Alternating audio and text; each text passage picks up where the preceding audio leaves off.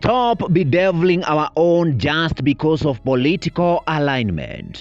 Ino ni miario ya Mumbunge Njeri Maina thutha wa Mumbunge Ndindi Nyoro kuhahithio na kuhamurithio kuma giti-ini kia muikariri giti kamiti-ini ya budget bunge-ini ya bururi. Gitumi kinene ari kwirikana ati we Ndindi arahuthagira giti giki kwigaira mbeca nyingi gukira ambunge aya angi kigina-ini kia NGCDF kuria gicigo-ini giake kia ubunge gia Kiharu. Miario ino ikiheanwo ni ambunge Kimani wa Ichung'wa na Junet Mohammed. Indi miario ino ya ambunge aya eri ni yukirirwo thutha wa kumenyekana ati mararirie ari ta maigirira magwethera Ndindi Nyoro kirei niguo ehere kamiti-ini ino ni undu wa gukorwo we Ndindi ndaraina rwimbo rwa ugoci wa thirikari ya President Ruto. Toguo tu ni ati ona utuiria rurenda-ini rwa NGCDF uronania ti uhoro wa mati Ndindi ni aregayagira gicunji kinene gia kigina ta ati kuri na ambunge angi maramukagira mbeca nyingi kumukira indi gutire tabarira cia uthii wa na mbere mangionania makinyaniirie kuhetukira kigina giki. Mwena wake Mumbunge murugamiriri wa atumia kaunti-ini ya Kirinyaga Njeri Maina ni aritie na akauga ti wega ambunge gukorwo na roho moru wa Ushetani ati makaigirira uria ungi kigenyo niguo tu makenie ngai ciao cia kiuteti. Tareke nguthomere ndumiriri ino ya gaceri njoke gwikirire miario yake ari bunge. Members of Parliament must be accountable to their electorate in regard to distribution of the national budget.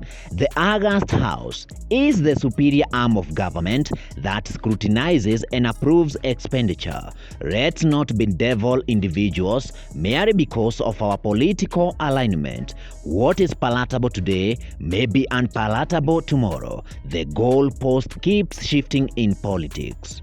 Honorable Speaker, this House must also be accountable and must not absolve itself of accountability in regard to the distribution of the national budget. We were treated to a very melodramatic presentation yesterday where accusations were leveled against the budget committee and the leadership of the budget committee. But we all sit as members of parliament and we are able to authenticate and even question and query the budget statements that are passed on the floor of this House.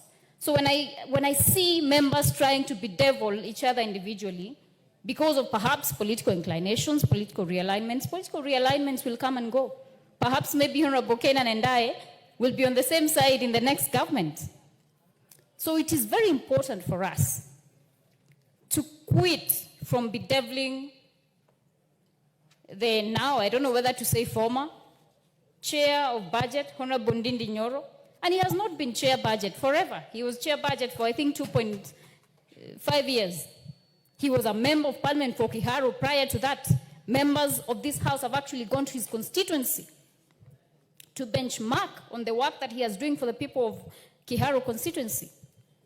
And it is the duty of every member of parliament to sit here when proceedings are going on, when the national cake is being shared, to ensure that the people they represent on this floor get what they are owed by the government, because we are all taxpayers, Honorable Speaker.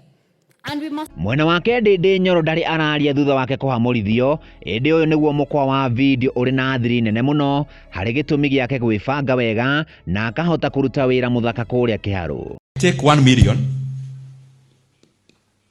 Wenye tuko nyuma tunaona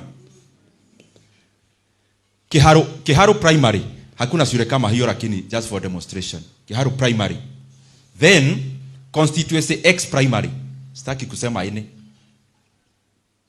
Hivi ndivyo tulifanya kazi. Nikipeleka hii check na huyu MP apeleke hii check, both 1 million. Huyu mbunge wa X constituency akipeleka hiyo check ya 1 million, ataenda apigiwe makofi, aibiwe, akitoka kwa gate ya hiyo shule. Hii 1 million akiondoka tu hivi, kwanza anaondoka na 160,000. 160,000. Si mnaelewa ni ya nini? Nitanidi kusema kitu hapo. 16% ni nini? Hapo mnaelewa. hiyo anaondoka nayo kwa gate. Alafu huyu contractor ameleta, huyo sio mtu ya serikali, ni mtu wa biashara, na yeye anaangalia faida, the least 30%, 300,000.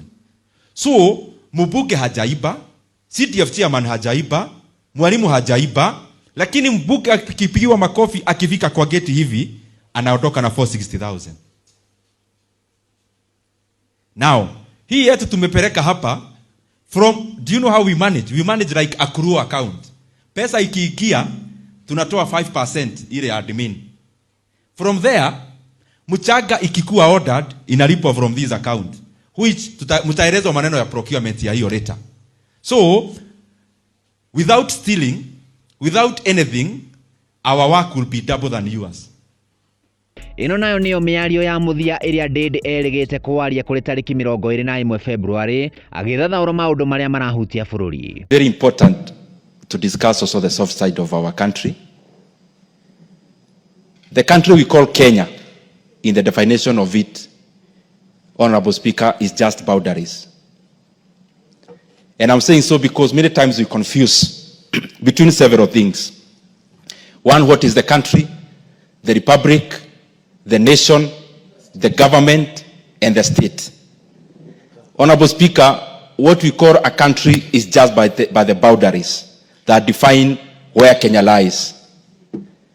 The other functions, Honorable Speaker, that defines what the state is the state apparatus, Honorable Speaker, the institutions of governance, which predominantly are made on the institution that guarantee the rule of law and accountability.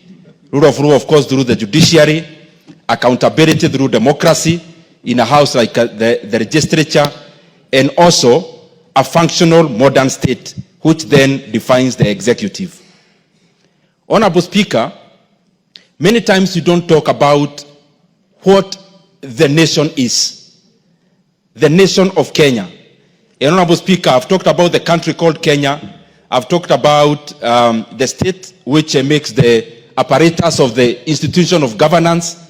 Honorable Speaker, there is also something very fundamental called the nation.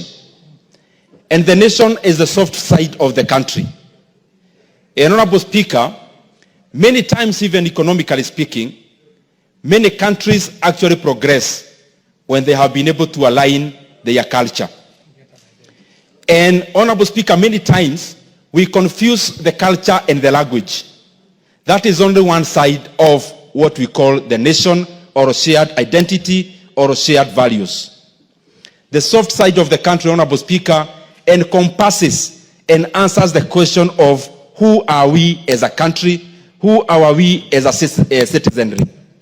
Honorable Speaker, one could be language, others could be shared values, others could be even our temperament, others could be our disposition as a people, because, Honorable Speaker, all these soft sides of what defines the people form what is called the culture.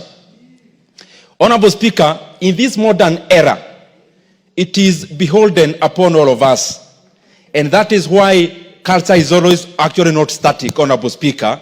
It is progressive and dynamic. It behoves all of us to look at the segments of our culture which then brings identities that are static. Identities, Honorable Speaker, that then brings about fault lines in the relationships of the people. And that is why many countries, Honorable Speaker, have had many people with different cultures, but they came together to find an overarching culture, a shared value across. That is why a country like Switzerland is actually more fragmented in terms of ethnicities than Kenya. But when you look at it, it is more cohesive. A country like Tanzania, Honorable Speaker, is more fragmented in terms of ethnicities. But when you go to Arusha or Dar es Salaam, and you ask anyone which tribe you come from, the first thing they ask you is, are you Kenyan? And Honorable Speaker, what I'm just trying to say is that it is important progressively. It may not happen very suddenly. Progressively, that for a country to actually thrive economically, they have to pull in one direction. And for a people to pull in one direction, they have to be the same people. That homogeneity of the people, Honorable Speaker, comes about by coming up with a culture that overacts and a culture that is shared across all people. People could be speaking different languages. People could be different even in their appearance, Honorable Speaker, but it is important, even for a country to thrive, that we pull in one direction. And for us to pull in one direction, we first of all have to deal with the fault lines. We have to deal, Honorable Speaker, with things that divide us and find an overarching culture and shared values that bring us together as a people. And upon that, Honorable Speaker, the beauty is that we always have a chance. As a country, we have a chance. As a continent, we have a chance, Honorable Speaker, so that we can define ourselves, Honorable Speaker, through an overarching identity, and an identity that which is not static, but which is fluid. Honorable Speaker, most of the static identities are the ones that pull people apart. For example, when you are born in a different, speaking in a different language, Honorable Speaker, many times, therefore, in that particular ethnicity you come from, you may never be able to change it in your lifetime. But, Honorable Speaker, also, another static identity that we always have to live with, Honorable Speaker, many times it comes as religion. Honorable Speaker, there are also other fundamentally static identities. But the current era, the modern age of nation building, Honorable Speaker, departs from those static identities and chaperones and comes up, Honorable Speaker, with a fluid identity where people can cross over. In the identities that are static, you can't cross over. But in a fluid identity that brings people together, it becomes a big bus where anyone can get in, Honorable Speaker, and it becomes an identity where anyone can cross over, Honorable Speaker, and feel they belong. And I believe that is what we must do as the leadership of our country, as the leadership of our continent, because I believe together as a continent, we are one people. We just have to fight that one commonality, because together, and especially as Africa, we are one people, Honorable Speaker.